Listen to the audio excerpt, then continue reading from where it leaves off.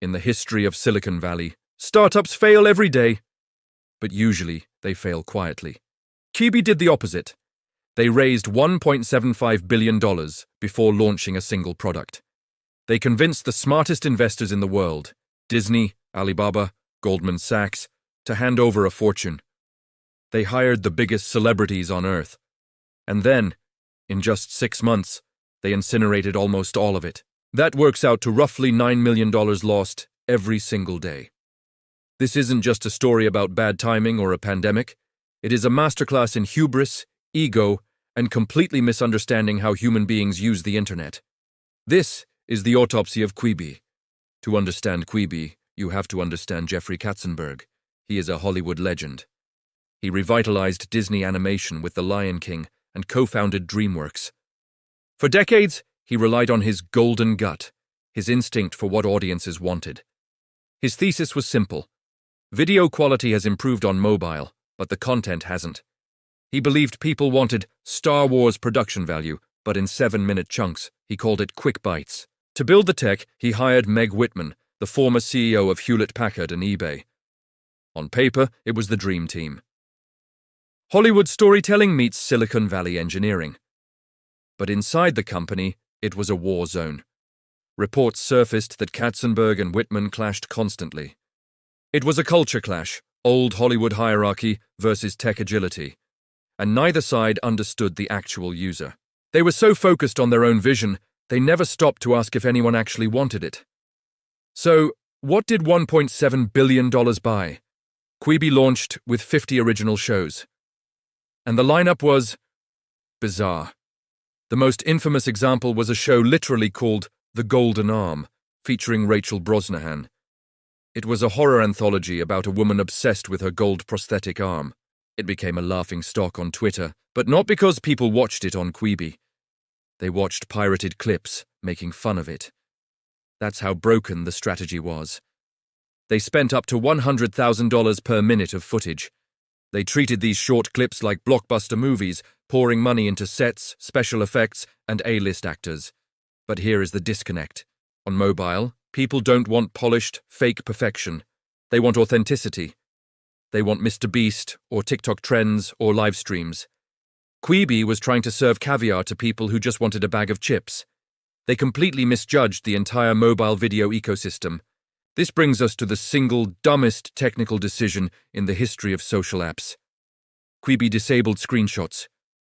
You could not take a screenshot of a show. You could not record a clip to share on Instagram or Twitter. They were so terrified of piracy that they blocked the only thing that could have saved them, memes.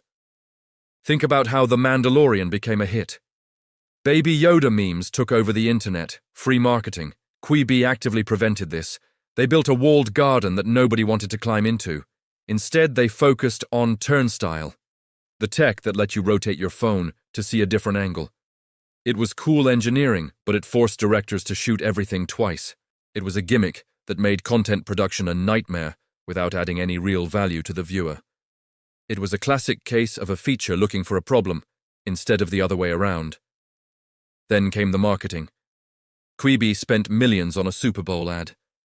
The ad showed bank robbers complaining that their heist was taking longer than a Quibi. The problem? The ad never explained what a Quibi actually was.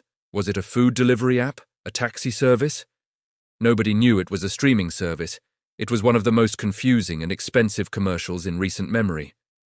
Katzenberg refused to use data-driven marketing. He relied on old-school billboards and TV spots.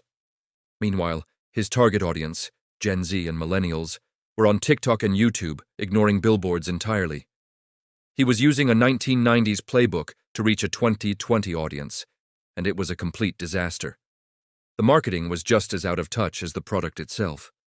When the app launched in April 2020, the world had shut down. Quibi's leadership immediately blamed COVID-19. They said, "Nobody is commuting, so nobody needs Quibi." But that logic falls apart when you look at the data.